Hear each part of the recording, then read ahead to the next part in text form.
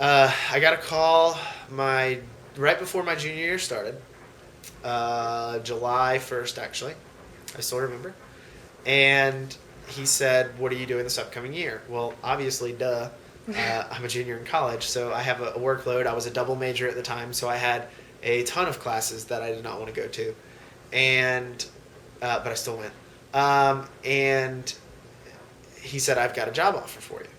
And it was funny because one of my first managers always told me, "You'll never know another career other than Bodyplex." And he told me that from like my sophomore year of high school on. And I always sat there and I said, "That makes no sense. That's stupid. I don't want to do it. This is just like people pick stuff up and put it down. That's what this place is all about. Yeah. This is silly." And he said, "No, I'm telling you, there's something really about the way that you work, and there's something about the way that you handle yourself. I'm just telling you right now, you're never going to know another job." And I said, "Yeah, right." So Cleve called me and he said, "I'm opening a new flagship store. Like, it's going to be my central location. The corporate office is going to be out of it. Everybody that's interested in becoming a Bodyplex is going to have to come to this location.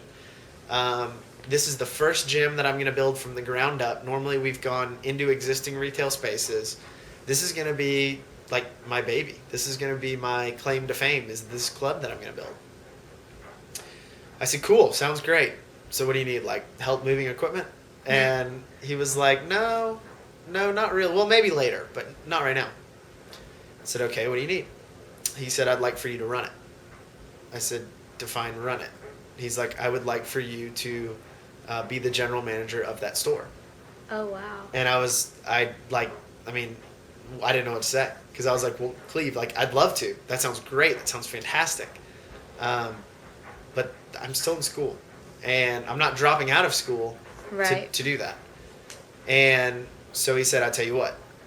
If you can commit to giving me 30 to 40 hours a week, regardless of your schedule, then you can still do it." I said, "So you're going to work around my entire schedule?" He said, "All of it.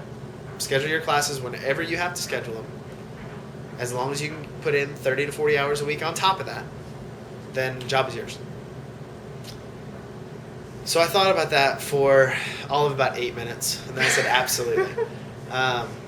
So here I was I was 21, almost 22, and I'd essentially been given the keys to the Ferrari. This was his $1 million gym to build. This was his everything. Everything that he'd worked towards was to build a location just like this. And so the gravity of what we were doing wasn't lost on me whatsoever. And it was something that I treasured at the time, that somebody had thought so highly of me, even while I was in college, even while I had classes, that it was that important that they would bend the schedules of everybody else at that club to have me there. And so at that point in time, I kind of thought, okay, maybe this guy was right. Maybe this is the only place I'll ever work for. So December of 2006, yeah, 12/6, Bodyplex in Grayson opened. And the final 2.5 years that I was in college, to take me an extra semester while I double majored, and I wasn't that smart. The final 2.5 years I was there, I worked full-time while I was a full-time student. So that meant either I lived in Athens, I think, for 1.5 years, and I would work, or I'd go to all my classes as early as I could, except for 8 a.m. 8 a.m. is not a class time that anybody should have. No. And then I would drive the 45 miles every day from Athens to Grayson, Georgia. That's where this club was. So I did that for 1.5 years. The last year or so that I worked there and I was in school, I lived in Grayson, and I drove to Athens 5 days a week to finish all my classes. So at that point, that was obviously a huge step up. And right about then was when the Bodyplex name really started to catch fire. And it was over the next 2 to 3 years that between Cleve and I, we really began to create what it was to be a Bodyplex. Because before, we were a license, not a franchise. So the difference between that is, if you go to open a McDonald's tomorrow, you own a small percentage of it, but McDonald's owns the rest. and you have to adhere to whatever McDonald's standards are. And essentially, you're kind of the person that lives there, that runs it, that operates it, but it's all according to their rules. Well, the difference between that and Bodyplex is we're a license. So you pay a license fee every month, or quarterly, or yearly, or however you want to do it, that grants you access to use the name. But there weren't any strict guidelines you had to follow. And there still aren't a ton of guidelines we can mandate that you follow, but there are a lot of suggestions now. And there's there's kind of a blueprint, essentially, that we put together. And so, starting probably 2007, 2008, we started building the Bible of Bodyplex, as I jokingly call it. I don't mean to be sacrilegious, I'm Catholic. But it was kind of the end-all, be-all about what we're all about. And so between Cleve and I, over the course of 2 years, we built a 180-page manual.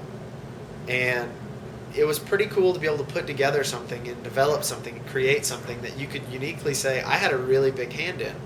And that was creating the culture of what Bodyplex was. I guess kind of a 2-minute aside about what makes us special or what makes us different is that a lot of gyms and a lot of health clubs and a lot of people that are in the fitness business, what they care about is the money. They care about getting people in, and they hope you never come back, and they hope that you just continue to pay and that they can make the money off your not attending. Right. Our belief and our thought was that if we could turn that on its head and say we do care about our members, we care about the results and their experience, that we could create something that was unique in the marketplace. We decided that if we could be the Chick-fil-A or the Walt Disney or the Zappos of the gym business, that would be a pretty good thing to be. And that would be somewhere that we really felt there was a huge hole in the industry, was for someone that truly decided that their number one aspect wasn't going to be the club size. It wasn't going to be how buff their personal trainers were. It wasn't going to be about if they were 24-hour access. It was going to be about the fact that we had a customer service vision that was better than just about anybody else's.